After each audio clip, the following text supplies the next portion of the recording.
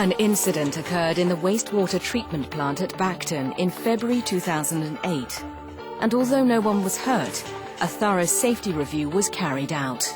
There was a lot of hurt amongst the people at the plant that we'd had such an incident, but there was a realisation that things needed changing. We didn't know what we didn't know effectively. The discussion, in fact, we had with the audit team or with the review team is, let's try to send somebody here who will not just identify issues, but will actually help us resolve it. It was decided that Bacton would be one of 2 pilot plants for operating integrity, which is part of the Asset Integrity Programme.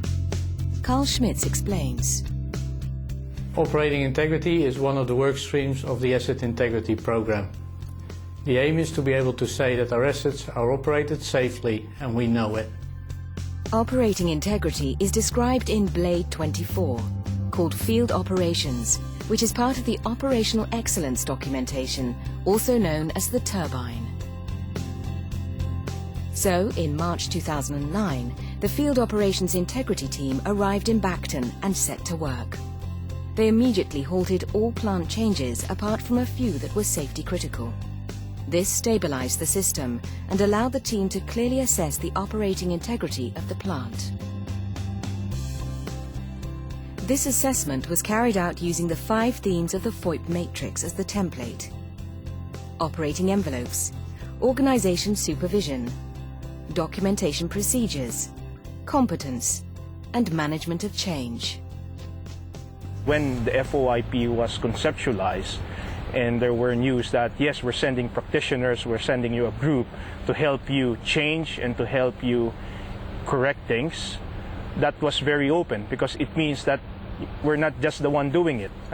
Because that was the most difficult part as far as Bacton is concerned, trying to do it ourselves and without a fresh set of resources to complete it. We've had previous initiatives at the plant, but the key aspect of that they weren't fully closed out. So there was quite a bit of scepticism that was this yet another project that was going to be incomplete. So the challenge was to overcome the scepticism and win the trust of the Bacton team. Quite difficult at first, these projects usually are, right? But there was a very quick acceptance that we were there to help them. And we made some quick wins. And in any project like this, when you make quick wins, you tend to get people on your side.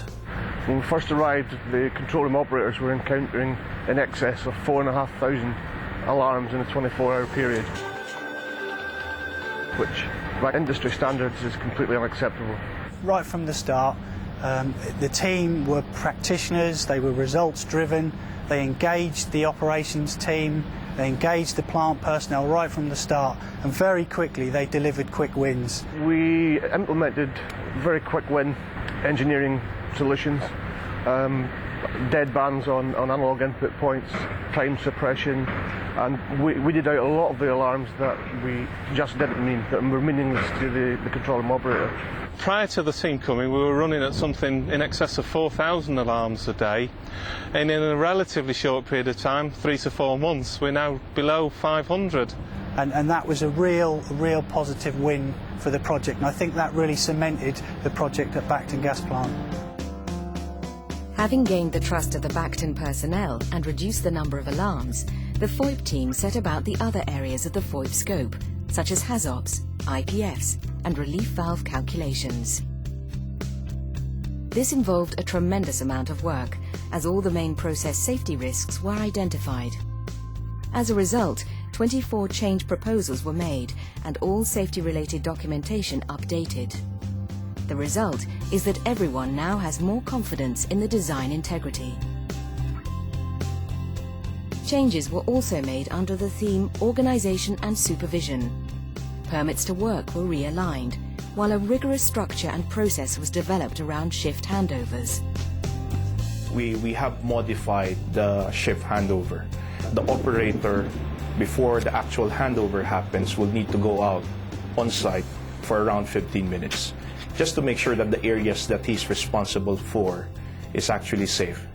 Then afterwards, they will come in to be part of the shift discussion, where they will always start fresh. So there's no such thing as carry over from the previous shift. A new and critical role of technical custodian instruments was created, and technical authorities now visit regularly and provide challenge and support. The FOIP team discovered that a lot of critical documentation, such as PNIDs, operating procedures, and POPMs, was out of date. This was all updated, and standardized registers for locked open or closed valves and weeps and seeps were introduced. Operators can now trust the documentation, which is crucial for safe operation. Work was also carried out to ensure all Bacton personnel had the right competencies to operate the plant safely, so proper training plans were introduced. When the FOIP team arrived, there was a management of change, MOC program in place, but it hadn't worked, and indeed was one of the reasons for the incident. So senior site managers were re-educated not only on MOC, but also on the principles of asset integrity. So now there are monthly MOC meetings which review all changes in the system, and people now understand what change is. So what has FOIP achieved? The resources. Second is the fresh perspective and the practitioner. And third, it actually provided the leadership in terms of senior leadership involvement and senior leadership support. I've learned that the managers that run the company and are genuinely passionate about asset integrity, and it's right through the organisation. So that gives me a great feeling.